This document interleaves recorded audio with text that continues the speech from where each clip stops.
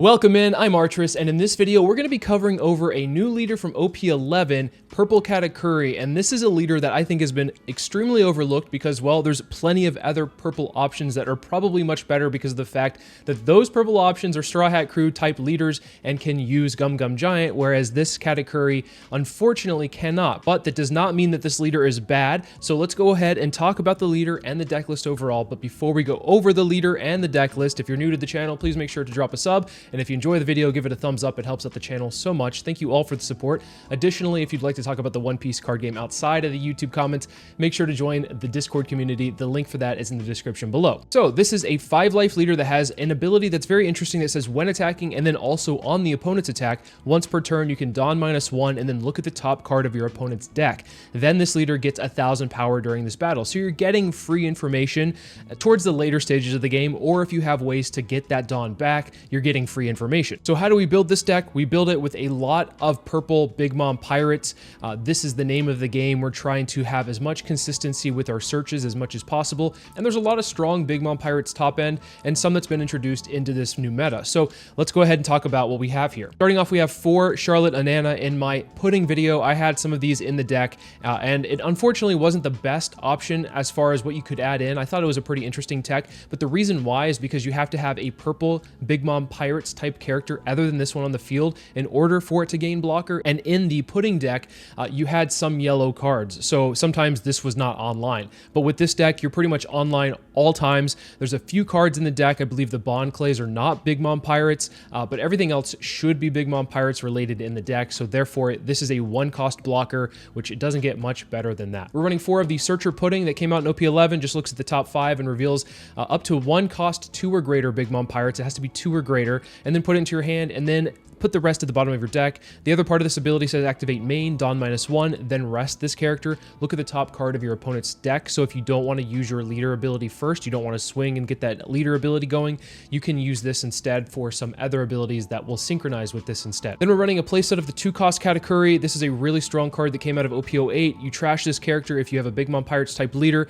Then you can play 1 Charlotte Katakuri from your hand that is cost 3 or greater, and then a cost that is less than or equal to your number of don on your opponent's side of the field. So ideally what you're trying to do is you're trying to set this down maybe a turn before your opponent hits 8 don so that you can actually cheat out an 8-cost Katakuri by just trashing this character for no additional don cost. It's like a future investment, which is really nice here because there are a lot of times where you want to be able to play out a bunch of different bodies, but you can only really play one thing a turn, and this will allow you to at least play another body, maybe even 2, depending on how you play this card. Next, we're running 4 of the 3-cost Pudding from OP08. This says once per turn, your turn, when your don is returned from your Dawn deck, set up to 1 Dawn from your Dawn deck onto your field is rested. So this just synergizes really well with your leader ability. You throw this down on 3 Dawn, and then you instantly are able to get that leader ability swinging in for 6. When you minus the Dawn, you get the Dawn right back. So there's nothing lost there, which is really great here. Next, I'm running 4 of the Charlotte Montdor. This could be any other Big Mom Pirates 2K. I think there's another one that's like a vanilla that came out in OP11 as well. That's the only reason why it's in this deck. You could choose another 2K, but I wanted more consistency, and so therefore we added 4 of a searchable 2K. We also have another searchable 2K in the Strucin. This one is also maybe more playable than the Montdor, but you can actually rest one of your opponent's characters that is 4 or less with this character, so that is something to note. The other one, it just allows you to put cards in the bottom of your opponent's trash and then you take a life. So if you're playing against like Lucci, or maybe if you're playing against a deck where you're being starved out, then this could be of use. But otherwise, this is pretty much the most replaceable 2K in the deck. I just have 8 searchable 2Ks, which I think is pretty nice. And then we have 4 Usohachi. Of course, don't really need to talk about this one. Probably the best 2K in the game. Then we're running 4 Bond Clay here. It's just helping you ramp if you're going second. If you're going first, your ramping usually ends up looking like playing the 5-cost Sparrow on 5, and then from there you're able to at least get your big bodies out pretty easily. With Bond Clay, you can actually go on an odd curve and then play out the Sparrow after that, and then really ramp fast to 10. So there is a reason that we have Bond Clay in the deck. It's a nice little 1K at worst. It's a good way to ramp up pretty fast, and then of course your opponent might find it to be a little bit threatening. Then I'm running 4 of the Sparrow, a new card from OP11. Activate main. Once per turn, you may trash 1 card from your hand, declare a cost of your choice, and reveal 1 card from the top of your opponent's deck. If the revealed cost is the same as the declared cost, draw 1 card and add up to 1 Dawn card from your Dawn deck and set it as active. So you're going to be using your leader ability first, seeing what they have on top of their deck.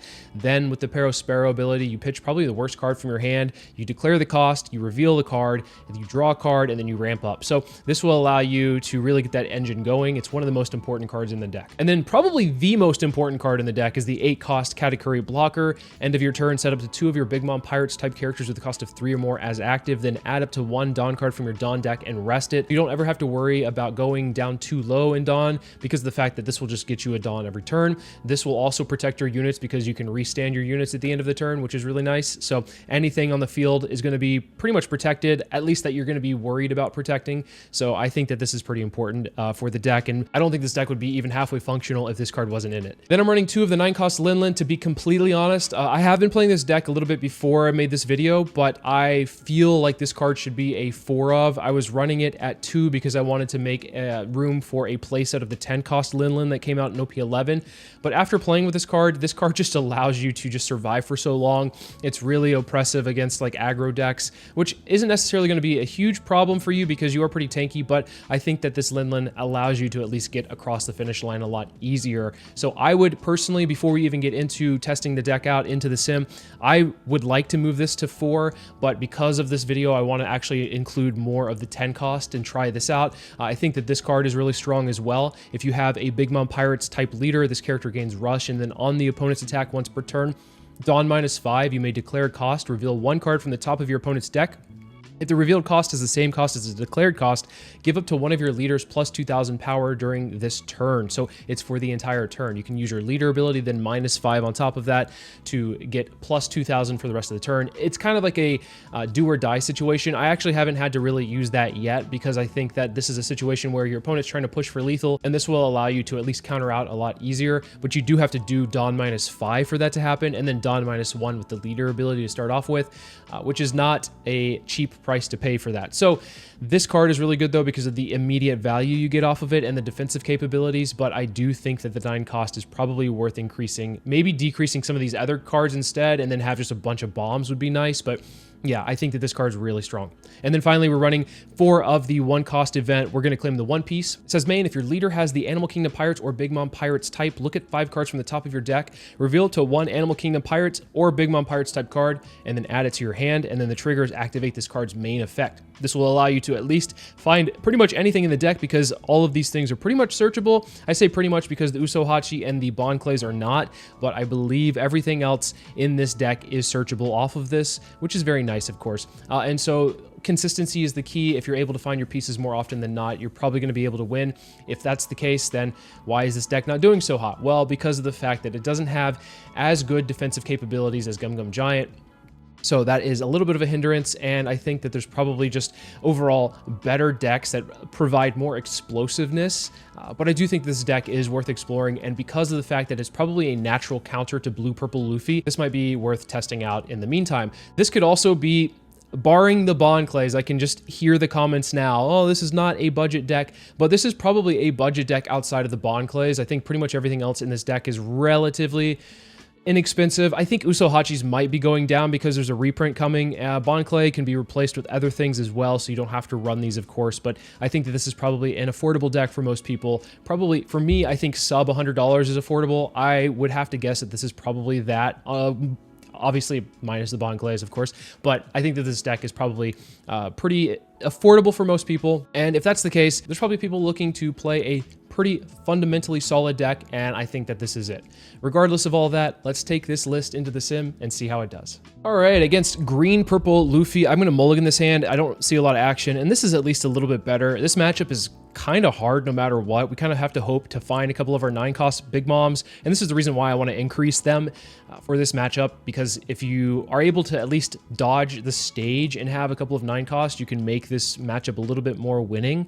It's still really difficult though, because a lot of what they do, you don't have agency over. You don't really have a way to interact with their board other than swinging into it. So you kind of have to hope to get your 8-cost Katakuri rather soon. They grab a Luffy Taro, okay. They're going to be probably skipping their 5 turn, I would imagine, and maybe playing Luffy Taro into a Sanji and Pudding and maybe doing something with their 5 Don instead. Or maybe they just go like, I mean, who knows? Maybe Sanji Pudding into Luffy Taro. Anyway, Bond Clay will ramp up. We're just trying to get to 10 fast because we have a game plan. Next turn, we can play down the Pero Sparrow, and if we want to ramp up, we can.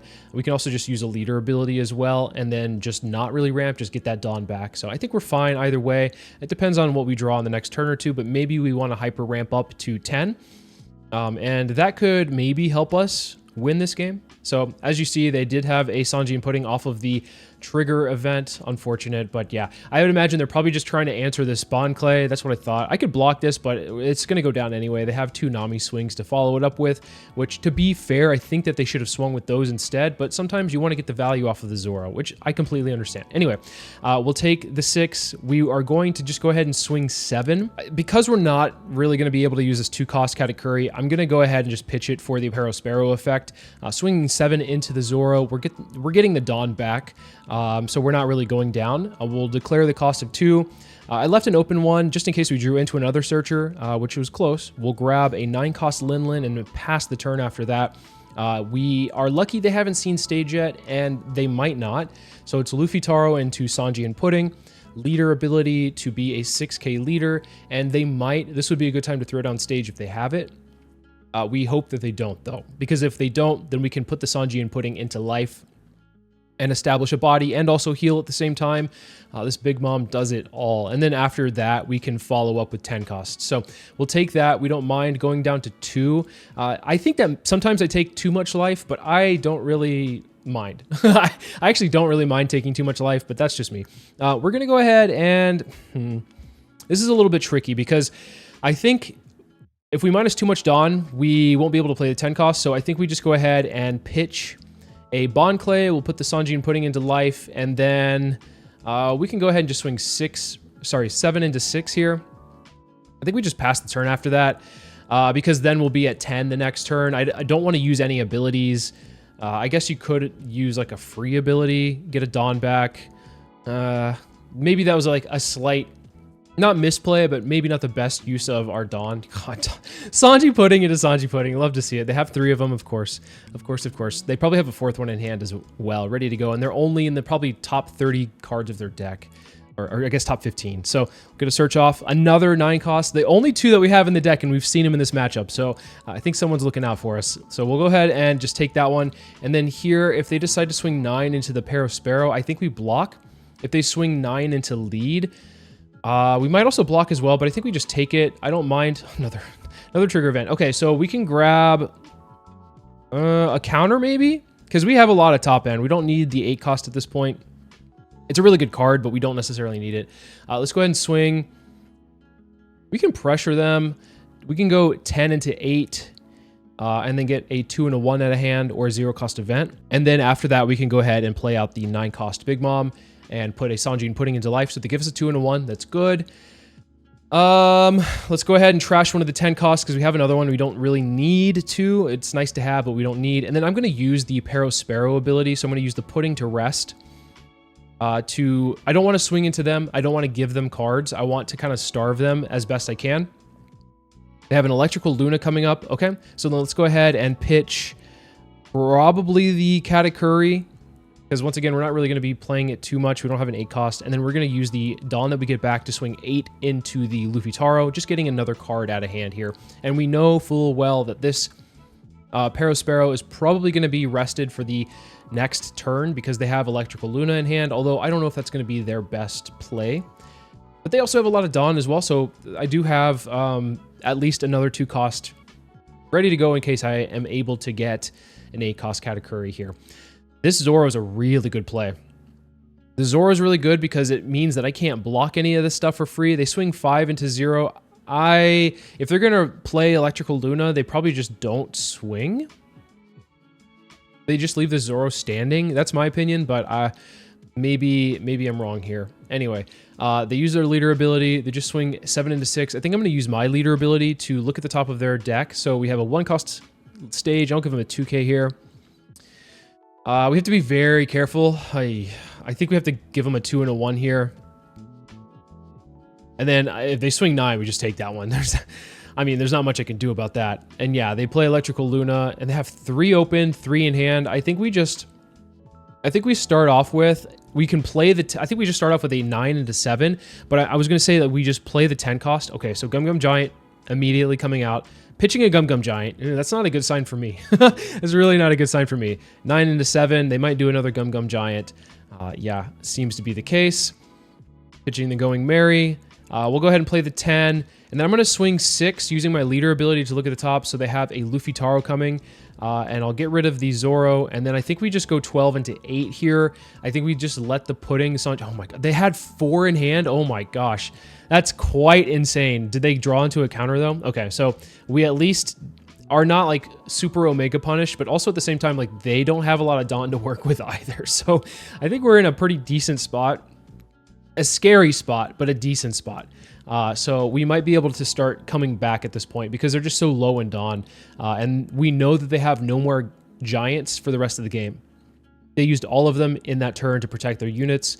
So I'm feeling pretty good here. The only downside would be maybe if they have like a Luna to keep the Parasparrow rested, that could be a problem. Or if they push awkwardly into face, that could be another problem. But at this point, you don't even leave Dawn open because of the fact that you've already just used 4 Gum Gum Giants. So just use all the Dawn you have, because I know that you don't have any more to use. So for your Gum Gum Giants. They grab a Nusohachi, means that we cannot play the Anana down at any point if it's still in hand. We're going to go ahead and use our leader ability, plus 1000 power, and then pitch a 2k counter to stay alive. And then we'll probably have to take this hit, because if they decide to go 8, yep, I'm not going to drop every card in hand. That just does not make sense for me, so I don't want to do that. Oh boy. Oh boy, how do we do this? I think what we do is we go ahead and Zorojuro, and now that I'm thinking about it, they're at such low Dawn that the Usohachi doesn't actually matter. They have to be at 8 for that to matter. So I think we're in a good spot here. Let's go ahead and use our leader ability to minus a Dawn. Look at the top, it's a 3. And then we can just go ahead and swing 9 here. We'll swing another 9. They're probably going to take all of these just because they need cards. And then as far as what I do next, I think I just throw out the Anana and then hope for the best. Using a 2k counter to get rid of a body I think is fine. We just have to be careful of them like dividing their Dawn here. But even then, we should have enough. I think them using that many Gum Gum Giants in a turn is actually hurting them in the long run because I'm able to come back based off of the lack of power that they're throwing my way. And yeah, this is not going to do it, but at least we're alive for another turn here. So if they decide to go all in, which they don't, I just use leader ability here and give them a 1k. I'll keep the blocker here alive. Yeah, we'll do that easily. And then Frankie to ramp up. We're still in a rough spot. We're still in a rough spot. There's a world where they could actually just swing Frankie and then play out a Usohachi, get to 8. So we have to be careful about that. Let's swing our big units first to make them feel pressure here. So we're going to go 9. They take 9. They have a lot of cards in hand. They take it. So this 12 is actually... It might connect. It actually might connect. And if it does, then we're feeling pretty good. Because they don't have... They have to give us 2Ks, 0-cost events, whatever it may be. Their hands, usually outside of the Gum Gum Giants, are pretty bricky. Which is why they leave Dawn open. Oh man, all these Usohachis. So that's a lot of counter here. I think we just push game here. I think we go another 10.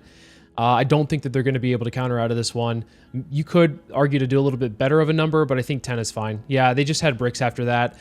They were posturing to go for a game. So it was not an easy match, but the double 9-cost Big Mom really helped out. And then the triple Giant on that one turn actually ended up hurting them more than anything else. All right, Blue-Purple Luffy, finally a Blue-Purple Luffy matchup. I was wanting to find this matchup because I think that this is a favorable matchup, or at least an even matchup for me. Here with the search, that's a mistake. I probably should have grabbed the pudding.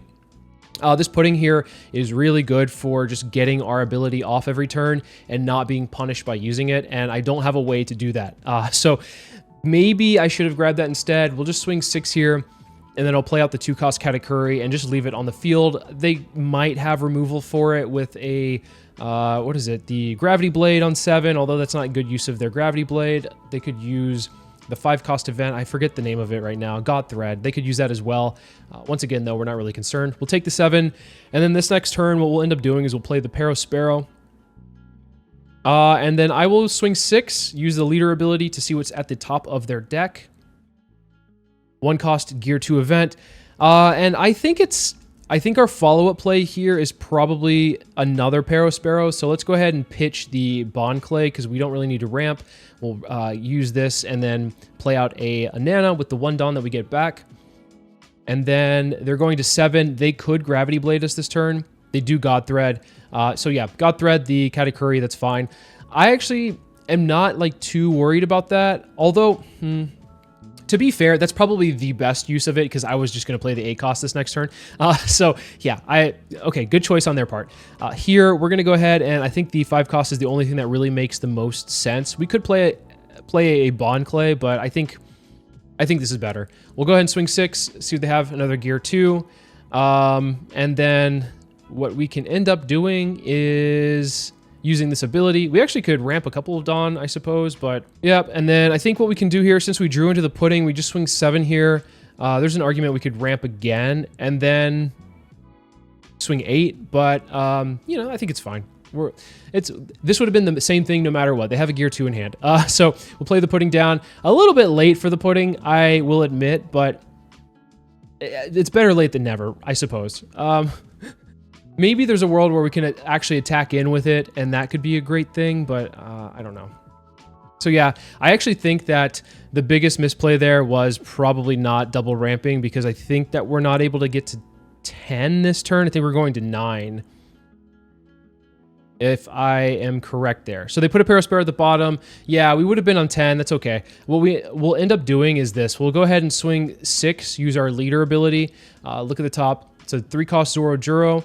And then what we'll end up doing is we will use the Pero Sparrow ability to pitch out. I believe the other 8-cost is fine to pitch out. We'll declare the cost of 3. We'll draw a card, ramp 1, and then we will swing 6 with the pudding and then 7 with the Pero Sparrow. So it worked out at the end. We were able to get value off of the pudding. We'll be able to restand both of them at the end of the turn because of the Katakuri. And then I think we're in an interesting spot where they might have another Sanji. The way that they snapped Sanji Linlin that last turn, it makes me think that they have another Sanji just ready to go. If it's another Linlin, that's fine. We'll be able to heal. If it's something else, like a Rush Luffy, that's a little bit more problematic. Some have been adding Mihawk into the deck, and that could be an issue as well if they get rid of the Pero Sparrow. Not the worst thing in the world, but makes it a lot harder to close out this game, which, you know, blue, purple Luffy, that's kind of their thing. Let's go ahead and use our leader ability, Dawn -1, and then we will pitch out... I think we just pitch out the 1K here. It hurts me to do that. They do have a Mihawk coming, so if it is a Sanji, well, we're going to get Sanji Mihawked. We'll go ahead and block this one and give him a 2K, and then let's see what happens. Yep, Sanji Mihawk. Okay, cool. We're in a lot of trouble. What we'll end up doing here is just play the 10-cost. We'll swing in for 6, see a Gum Gum Giant at the top of their deck. Amazing. Love to see it. We'll swing 8, and then we will swing 12. This one they'll probably counter out of. I would imagine that they have Gear 2, might as well counter out. And then 12, they will have to take this one, and then we'll pass the turn, restanding the Katakuri and Linlin. And they have to go for game here. I think, personally, they have to go for game. I don't really think they have another option, because they're like dwindling in card size. They might be able to play a blocker and then hide behind Gum Gum Giants, which that is kind of annoying. I do have Usohachis just in case. So let's hold on to the Usohachis as long as possible so that we're able to rest any kind of blocker that they might throw out. Usually they'll play like one blocker, like a Nami blocker, filter their hand, and then leave open a bunch for Gum Gum Giant after Gum Gum Giant after Gum Gum Giant. So that's ideally like probably what they're gonna do, because if they go like Linlin and heal, that doesn't really do... Oh gosh. This is really tough. Okay, they just have the answers for everything. We'll block the first one. We'll block the first 9. I think we take the second 9. Yeah, that's not great. We will counter out of this one. Yeah, I think we counter out of this one. Actually, we can take this one, knowing that the math is either 9, 10. Then here, we could use leader ability and do 2 2Ks. But we'll just do 2-1, 2-2-1 because I think we're closing out the game anyway. The counter doesn't matter too much. And I don't think they have any cheap blockers. Now, if they throw a blocker down, I definitely should have just not pitched the Usohachi and pitched a Strusen instead, which, yeah, that sucks. But here, what we'll end up doing is just blocking, giving them a 2K. And then I think we just have to go for game, unfortunately. We just have to swing 18 and then 6 with leader ability. I mean, this is our desperation play, and hopefully it gets across the line. But knowing, yeah, knowing them, they might have it. They might actually have it. They've had answers for everything so far. They've played it pretty well. They've been able to remove something with the Linlin, they remove something with the Mihawk, they remove something with the Red Rock. Double Giant, 2K, 1K, 1K, 1K. Ooh. They got out of it, but they might be bricked up. Let's find out. Fingers crossed, fingers crossed. Oh, we did it. Yes. Okay. We were able to get across. I think we got a little bit lucky there. There was a few misplays on my end where maybe I should have countered a little bit better or maybe used the Parasparrow ability, but we got across the finish line regardless. I guess Buggy, I want to take first against them because they really like going first. This hand is actually pretty solid. We have a Searcher into a 3-cost, into a 5-cost, and then maybe we'll be able to find 8-cost Katakuri along the way. So that actually is a pretty solid hand. I'm pretty confident we will at least have a good start and at least a couple of good finishers. The problem is we don't really interact with the board much, and they will go very wide very fast, and that can be a problem. So we need to pressure them before they really do that, or pressure anything that turns sideways. So we are at least, you know, we asked for the best hand we could get, and we got it. So this next turn, we'll play out the 3-cost Pudding, use the ability to start seeing what they have at the top of the deck, grabbing the Buggy promo. That doesn't really do too much because mostly everything that's going to be worth swinging their way is going to be 5 or higher. Go ahead and play the Pudding, swing 6, see what they have. So 8-cost Crocodile and Mihawk. Not that it matters because I don't really have any removal whatsoever. Other than the 9-cost Linlin, they, you know, well, they'll just have to deal with that, I suppose. We'll take that hit. I'm still looking for the 8-cost Katakuri, but at least this next turn we'll be able to get an extra draw off with the Parasparrow, so that's nice. So we'll at least get that going, and maybe we'll swing with the Pudding as well. Oh, they decided to go really... Okay, I think we just take it. I mean, if they want to give me cards, sure, give me cards. I'm looking for stuff, so the more cards I have, the better for me. Let's go ahead and swing the Pudding into the Searcher, and then we'll go ahead and play out the Parasparrow. We'll swing 6. Hope that there's no Sables in life. Bounce Parasparrow back. Let's go ahead and pitch the 2-cost because I have an extra one. And then we will ramp up to another 10-cost. I don't need that many 10-costs. So at least this is pitch fodder for the next turn. That's nice. They're going to be using their leader ability this turn, so they might go 6 into lead if they're going to be playing out the Buggy, the 7-cost promo Buggy. They don't. They just swing into the Pudding, which is fine. Makes it a little bit harder for me to ramp up. Should I have swung with the Pudding? Probably not, but at least we defended an attack with the Pudding turned sideways. Here, let's go ahead. Oh, that's actually really good. Oh, baby. They're at 6. So, I mean, we could just go ahead and play out this and then swing in. Swing 5, use the leader ability. Mr. 3 Galdino. Cool. Then we're going to... Okay, they block. This is actually kind of what I was hoping for. We're going to trash one of the 10 costs. We're going to ramp up. Or not ramp, get the Dawn back. And then we're going to swing 8 into the 7. Instead of into life. We're going to ask for a 2K out of hand. And we love seeing that. We're going to restand. And then we'll be at 10 next turn because we just ramped up with the Katakuri. One of the other reasons why this 8-cost blocker is just so good. Otherwise, we would have been on 9, I believe. And then we wouldn't have been able to really have a good play because we don't have anything other than 2Ks and the 2-cost Katakuri in hand. Here, they're just going to swing 8. Probably just build up a board. I would imagine the 8-cost... How many 2Ks do we, or how many 2-costs do we need? The 8-cost coming down means that they draw 2, trash 1, probably play an Alvida, and I think that's draw 2, trash 1 as well. So their hand size is getting filtered pretty nicely. They did pitch out a 10-cost, which usually means they have more coming my way. Yeah, so Crocodile Mihawk into Alvida. Classic combo. But this next turn, we're gonna pressure them really hard. We're gonna swing 6, 7, 8. Actually, we could swing 6, 7, 9, 12. Because with the Parasparrow, we're able to get the Dawn back. So they have a 4-cost Moji next.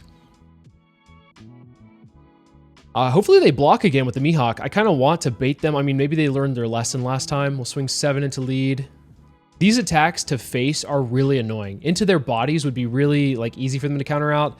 Here, let's use the Parasparrow ability to declare 4, pitch the 5-cost Parasparrow, draw a card, ramp up 1, and then swing 9 with the Katakuri. And then the next turn, I mean, the 10 cost is going to be gone because they're going to be playing a Buggy, the 10 cost Buggy, I would imagine. So at least we get value out of this 10 cost as opposed to like the other Big Mom in yellow. They're just, did they not learn their lesson last time? I mean, maybe they just let it go. I mean, be my guest if that's the case. Okay, they just let it go. I think that's probably smart because I would definitely swing into it. They'd be getting cards out of hand, so kind of annoying. We'll restand the Parasparrow and the Katakuri because it's going to be harder for them to swing into the Linlin, and I imagine the Linlin's going to go anyway, so it doesn't really matter too much. Gabaji into probably a 6K swing. You know what? When they throw down their 10-cost Buggy, they usually just swing with the rest of their units, so I could expect a 5, a 6, and a 7 coming my way. They pitch the Sables, they play out the 10 cost. The 10 cost of my own is probably the best choice for them to get rid of, but maybe they want to get rid of the blocker as well, because the blocker is pretty annoying to have to get past. Let's see what they do. Yeah, this is what I would imagine. We're just going to go ahead and use our leader ability. They have a Alvida coming the next turn. Here, we can give them a 2K. And then if they swing with the Crocodile and Mihawk, we just block with the Katakuri. And do we go for the board is the question. There's a world where we might. They don't swing with the Crocodile and Mihawk. Very smart. Let's go ahead and just swing 7 first. 7s are just going to be kind of annoying. Instantly asking for these cards out of hand is quite the pain. If they give us a 2 and a 1, then we'll play the 10 cost and we'll swing 6. Okay. Good to see. We'll go ahead and swing 6, use leader ability. We'll know that Alvida's at the top. And then what we'll do is we'll use the Parasparrow ability, pitch the Bond Clay, get a Dawn back, and then we will swing 9 with the Katakuri blocker. They block, so they're bricked up, and this 12 will likely connect. Yep, they didn't have much counter at all, but we got kind of lucky. We pressured them pretty hard with the bodies we had. A double back-to-back 10 costs are going to be difficult for them to deal with, especially when I'm just pressuring face the entire time. All right, and going against the meta of old, Doflamingo's still a pretty solid leader, but I just think that the other leaders that are really powerful in the meta are much stronger. I do like this hand. We have double Searcher. We are going second, so they're going to be beating face pretty hard. Because they grabbed out the Bounce Law, it doesn't really make sense to play out the Anana right now. We'll hold on to it for later. This 9-cost Linlin will definitely help put in some mileage against Doffy, so let's go ahead and grab it, and also the 2K off of the Pudding Search. And this next turn, I am not really sure what we have to do. We'll kind of have to see what we get off of life or maybe the draw. Hopefully we get a Bond Clay that will help ramp up faster. If we get a Bond Clay, I'll be super happy. If we get something else, the play is going to be pretty mid. So we'll see what they have here. It might be the Law, but they probably are going to save it. Okay, the Weevil, really good play here. Okay, so we do get a Bond Clay off the top. Love to see it. My prayers have been answered. We'll go ahead and swing 6 into lead. I'm not going to use the leader ability just yet. This will likely be countered because they want to keep their units alive to keep pressuring me. We have to also balance our hand size with the fact that they have Pudding. So we have to be aware of that. That's kind of always the scary thing against Doflamingo is like, how much damage can you take? And if you take too much, are they going to punish you for that? Just a 5 is very interesting. I think I'll just give them a 1K here. I think the Katakuri's fine to give them. We'll go ahead and take that 6. What do they have? Would it be the Law? It might be the Law. Okay. They bounce the Bond Clay back to hand, and then they play out the Sengoku. That's why they didn't use their leader ability, because they wanted to play out the Sengoku. Kind of a little bit greedy, if I had to say, but maybe they don't have a 4-cost 7 Warlord of the Sea in the hand that they would like to play out. Maybe it's like a 2K or something like that. So that's fine. This next turn, what we're going to do is we're going to play out the 5-cost Parasparrow. All right, so this turn, we're just going to play out the Parasparrow, and then we will just swing 8 into the Weevil. We're going to use our leader ability here. They do have a Gravity Blade coming up. That's not good to see. 8 into 6 means a 2 and a 1, which is kind of annoying for them to have to deal with. So let's make it annoying for them. They give us 2 and a 1. Love to see that. We're going to pitch out one of the Katakuris because I think we might not have time to play 2. We will then ramp up and then play out the 1-cost event. And I think we just grab a 2K here and then brace for impact because this is going to be an onslaught of a turn. depending on what they do. They could play out the Gravity Blade, which I don't really think Gravity Blade's a good use of their Dawn or their time, because getting rid of the Parasparrow is fine, yes, but also why would you be using it on the 1-cost pudding? It doesn't really, that's not really a threat for you. But I digress. Let's see what they do. They could also just swing really big. I'm at 3 life, and I haven't even touched their life yet. So we just kind of have to make it one more turn, right? Because we're at 7, we'll be at 9. We can heal up, and we can actually start stabilizing at that point. So as long as we survive this turn, I think like staying at 1 life will be okay. I don't want to be at 1, or I don't want to be at 0 rather, and then heal up to 1, and then they just start smacking really big. So let's see what they do though. Alrighty, they're gonna go 7 into lead, which is with leader ability is just a Buggy. I think that was just a blind rip. They could, I mean, they might as well. They decide not to leave. They just want the 2K. Okay, that's fine. We'll go ahead and give them a 2 and a 1, because that might be the smallest attack they. Okay, so they're gonna follow up with a 5. Let's go ahead and give them a 1 because I want to stay relatively healthy. And then they do have something for 4. Okay. Grabbing a Buggy, grabbing a 2K from the trash. Here, I think what we end up doing is I want to get rid of the Moria. I think that's a value play for me, just getting rid of this standing body. And I want to keep this Katakuri in hand, so we'll get rid of the 2K here. Let's go ahead and put that at the bottom. We're going to swing 6 into the Law. It'll probably get the Buggy out of hand. We know that they have a Buggy on top of life. And it's a little bit awkward because, like, I have to pitch another 2K here in order to get the Dawn back, or I could pitch the 10 cost because, like, we're not going to really be using it much. And I think the blockers are much more valuable. So let's go ahead and swing 8 into 6, getting another 2 and a 1 out of hand here. Or just getting rid of the body. Hopefully getting rid of the body. Sometimes Doffy will be really degenerate and counter out of this. So maybe, it seems like they're thinking about it at least. Oh my gosh, they are. 2 and a 2. Okay, so I guess this is the turn we have to really brace for impact, and hopefully stay at 1. If we can stay at 1, establish the 8-cost Katakuri, get rid of their board, we might be able to flip this game on its head. We know that one of the cards that they have in hand is a 7-cost event, and I think we saw what was on the top of their deck as well. So yeah, I mean, the fact that they counter out of that, I'm like a little bit bewildered right now, but I mean, this would be a good time to make a big push. All right, here we go. A big old 8 we'll take. I mean, I could have countered out of that one, I suppose, but hey, we'll see what they do. We'll see what they do. I'm a Doffy players. Sometimes Doffy players just like when they play like this, it's not bad, but I definitely, you know, being aggro, you want to be keeping the bodies on the field. But I just feel like at some point, like I could turn this game over on its head and I could pinpoint when you lost. And it's like when you countered out of the 8 to 6. But I have to at least make it out of this one first. So I can't speak too soon. Anyway, this might be a 9. It might be just a big 9. Yeah, they're going 8, 8, 9. They're just trying to push us to 0 while they're sitting at 6 life. We'll go ahead and use the leader ability. Give them a 2 and a 2.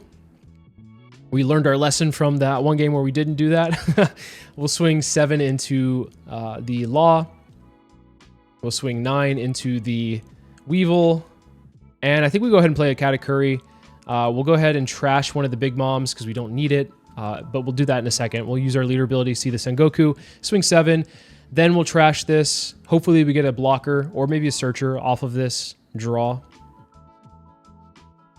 If this is a Gravity Blade, I'm going to be so upset. Okay, it wasn't, but maybe I should have used my leader ability beforehand. Okay, fine. We're cooking. We're okay. We're like surviving. We grab a 2K off of that. We turned a 10-cost Big Mom into a 2K.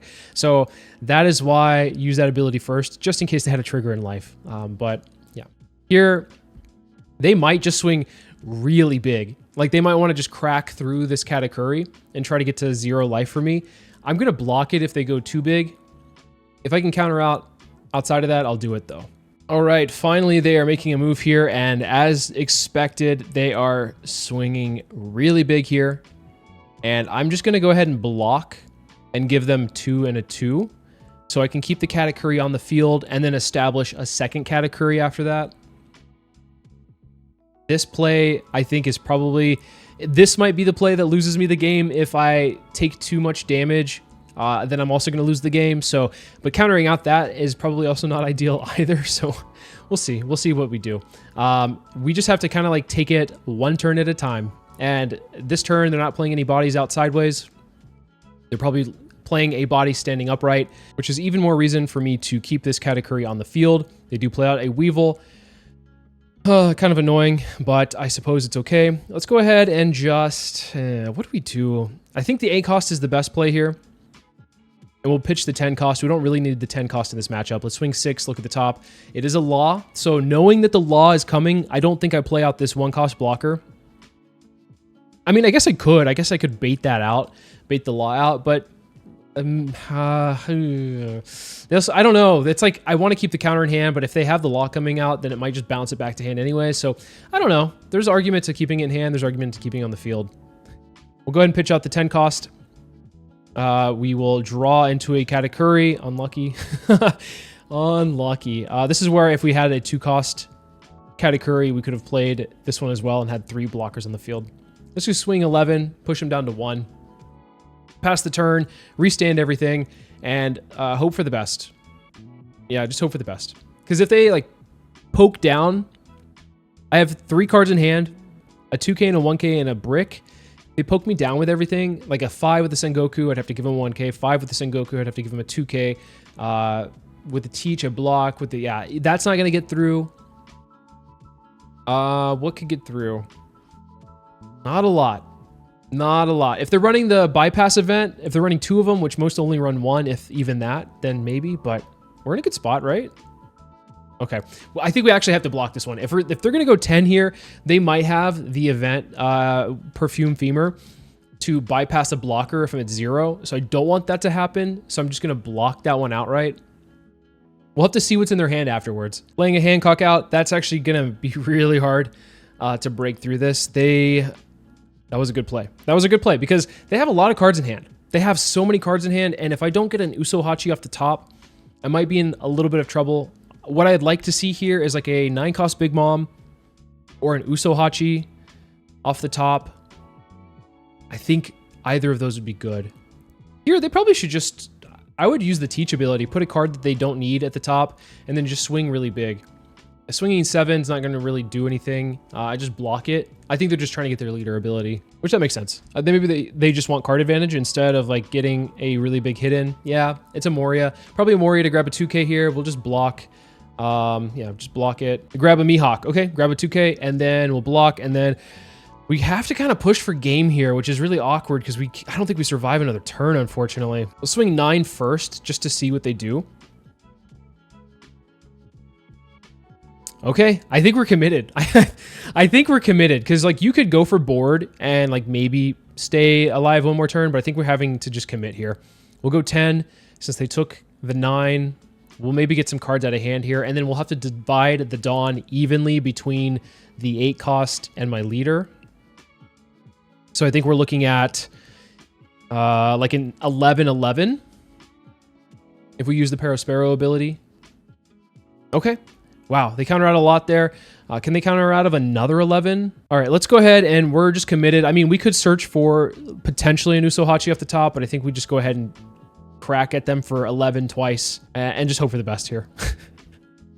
They counter out of a 10. Can they counter out of 11 again? Like that's insane. We know one of the cards is at least a Gravity Blade, so 1, 2, 3, 4, 5. 5 cards in hand. If they're all 2Ks, yeah, maybe. Okay, let's use the Parasparrow ability. Pitch, declare, swing 11, and pray. This match was scuffed, all the way scuffed, but maybe we get across. Oh my god, we got across. I don't know how we did that. They were at 6 life. We were at like 1. Oh my gosh. This 9 cost Big Mom is definitely needed to be upped in this deck for sure. All right, let's talk about some changes that we would make to the deck. Overall, I think that we're missing a lot of mid-game power. If you can see, my list doesn't really have anything to do for 5 or 7 Dawn other than the Parasparrow, and if you don't find this, then you're probably in a lot of trouble because you're trying to make it to 8, you're trying to make it to be able to play their 9 or 10. The other thing I would want to include in this deck is, as I said in the beginning of this video, it's just more of these 9 cost Linlands. I'm just a huge fan of this card overall, being able to heal yourself and remove something on the opponent's side of the field, and you're going to be very happy to pitch cards that might be dead in your hand or you don't want to play. Like maybe if you have an extra 5 cost that you're not going to play later in the game, you can just pitch it pretty easily with the Linlin. I really like this card. I would increase this. I would probably look to change some of the ratios of the 2Ks, maybe move some of them down, because I feel like we have too many 2Ks at some point, and maybe include a couple more 5 cost or like 7 cost cards. What those could be, I'd have to take a look. Not off the top of my head, I can't remember, but I think that overall the list is pretty solid. It feels very smooth, at least in the games we played, but those would be the changes I would make. Overall, hopefully you guys enjoy Purple Katakuri. I think it's an interesting leader, and I think that it's probably going to get a little bit stronger over time, because in this set, it's definitely been overshadowed by Blue-Purple Luffy. So maybe over the course of, I don't know, another year, we'll see this leader become a little bit better, because the effect is just generically strong. So who doesn't like a good generically strong ability? Anyways, thank you guys so much for watching. I appreciate it as always, and I'll see you in the next video.